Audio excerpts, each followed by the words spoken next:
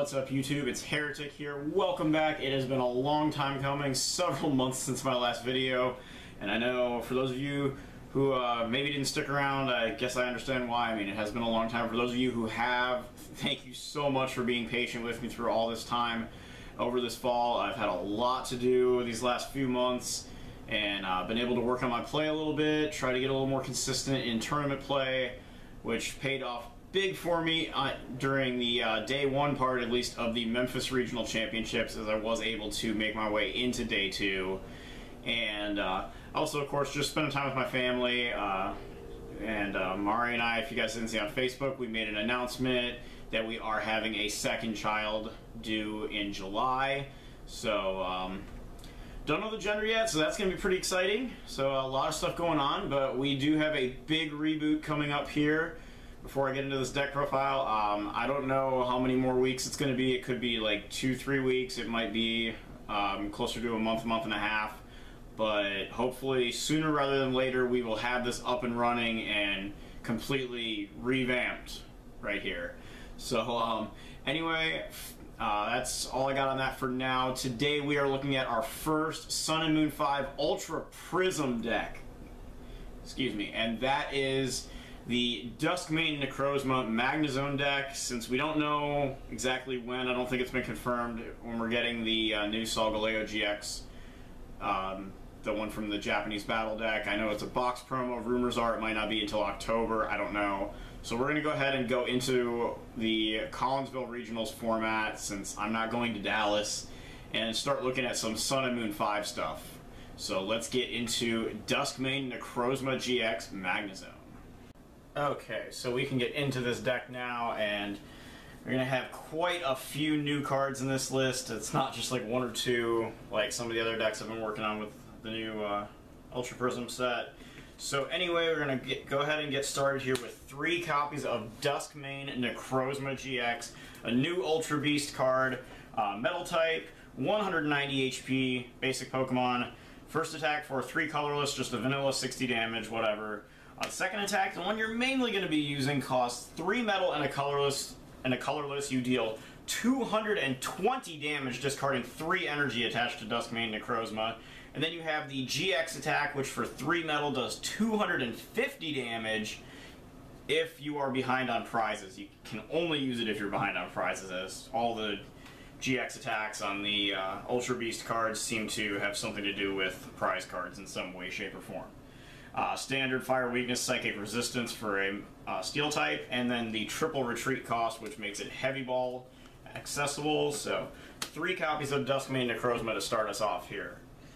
And next we have our Magnezone line. We have 3 Magnemites. I chose the one with the self-bench barrier effect. Its ability prevents all effective attacks, including damage done to itself while it is on the bench. I also considered the electric one from Breakthrough that has free retreat, essentially, if you have another Magnemite in play, but I feel like not having weakness to Buzzwole and then just being able to protect itself on the bench is pretty useful, so I went that route. 1 retreat isn't too big a deal anyway. Next we have a Magneton, and then we have 3 Magnezone, which is essentially like Blastoise or the Magnezone from Breakthrough, only for metal energies, allowing you to attach as many as you like per turn from your hand to your Pokemon.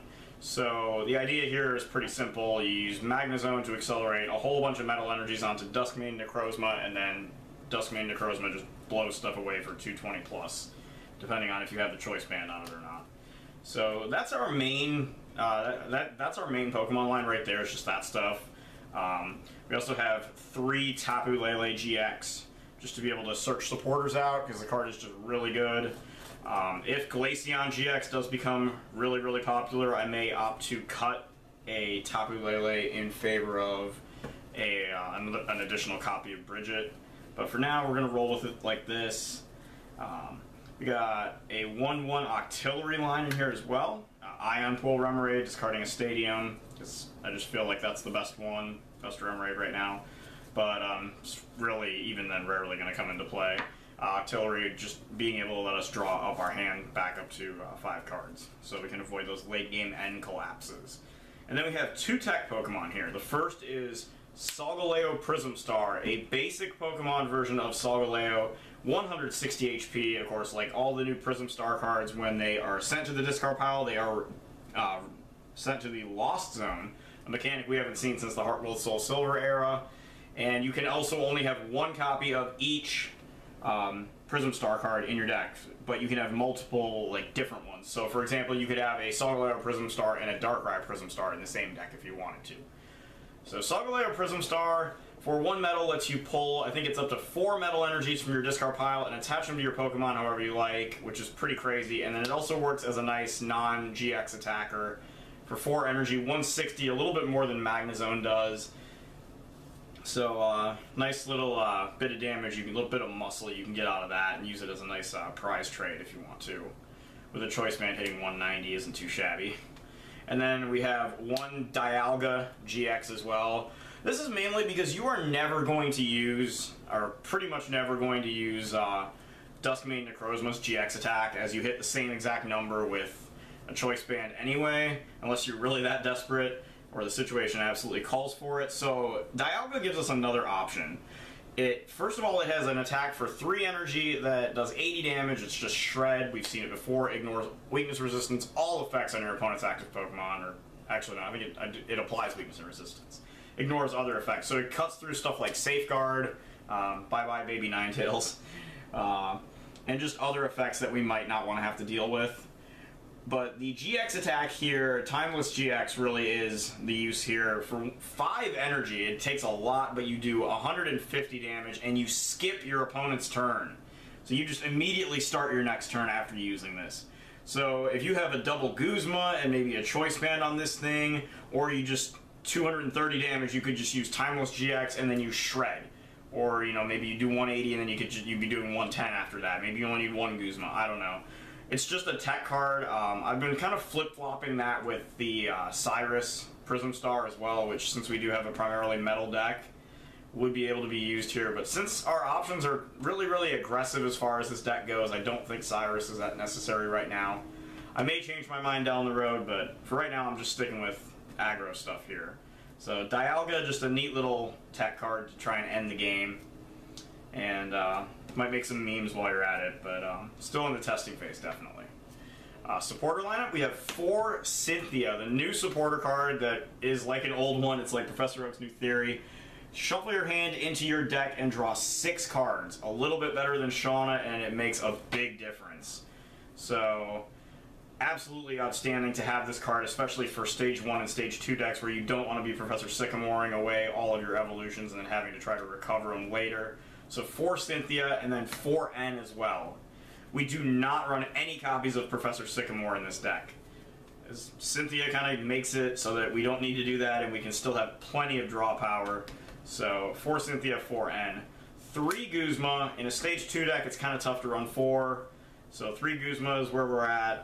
Still gives us plenty of options using it. 2 Bridget. Like I said, if Glaceon GX gets too big, we can always cut to 2 Lele, go up to 3 Bridget. Might even try to go up to 4. I don't know. We'll see what happens. But for now, this has been testing pretty okay. So 2 Bridget. And then 2 Skyla. Again, just being able to get Rare Candy or being able to get an Ultra Ball to get Magnezone out, since it unfortunately does only have 2 Retreat, plus is not heavy ballable. But being able to get your pieces that way seems pretty good, and it's definitely tested well. I like having the second copy of Skyla. Originally, I was only going to use 1. Next, we have 2 Mount Coronet.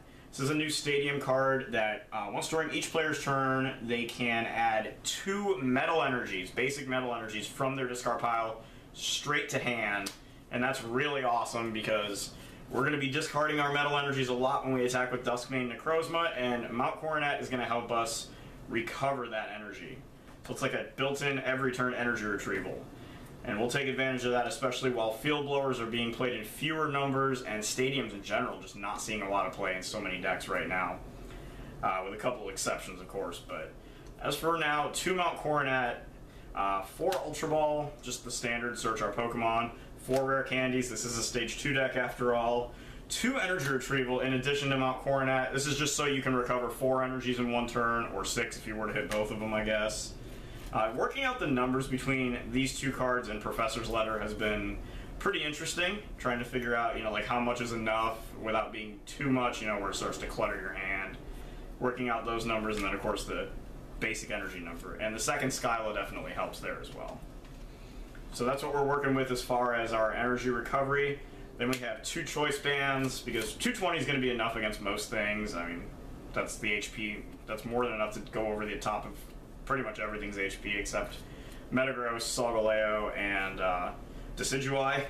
And I don't think Metagross will be seeing much play with this stuff being out. Solgaleo, if we get the other one, I could definitely see. Decidueye, still very, very possibly a thing. And Gardevoir, I mean, that has 230, but that's weak to metal, so we kill that anyway. And then we got 2 field blowers to deal with Garbotoxin, Fighting Fury Belt, Parallel City, etc., etc. 1 heavy ball. So this can search out none of our Magnezone line, unfortunately, but it can search out all of our attackers: Dusk Mane Necrozma, Solgaleo Prism Star, and Dialga GX. But that's why we only run 1 instead of 2. Then we have 1 Float Stone just for switching shenanigans, and 1 Professor's Letter to search our energy out. And then 4, 5, 6, 7, 8, 9 metal energy here just to round out the list. So that is our Magnezone Dusk Mane Necrozma list. Now, like I said, Cyrus is still a possibility, the Cyrus Prism Star card. Magearna EX is another card that is a very strong option to keep Espeon EX from de-evolving a rare candied Magnezone. You can just drop 1 energy on the Magnezone and make that a factor. So that's another option again. So just like kind of some, a couple cards that you could consider for this list. Toying with the Retrieval, Mott Coronet, Professor's Letter, and energy amounts, of course. That's still a thing. And like I said, the Tapu Lele Bridget thing, which is, in my opinion, largely dependent on the popularity of Glaceon GX, which we will be covering very soon in another deck. So hopefully we'll get a match video up within the next week or so. But for now, this is my initial Dusk Mane Necrozma list. I hope you guys liked it, and lots of good stuff to come in the future. So in the meantime, we're going to keep on with the Sun and Moon 5 Ultra Prism decks. Hopefully some match videos, definitely some deck profiles, more like this. And so that is all for now, and I will catch you guys in the next one. Cheers!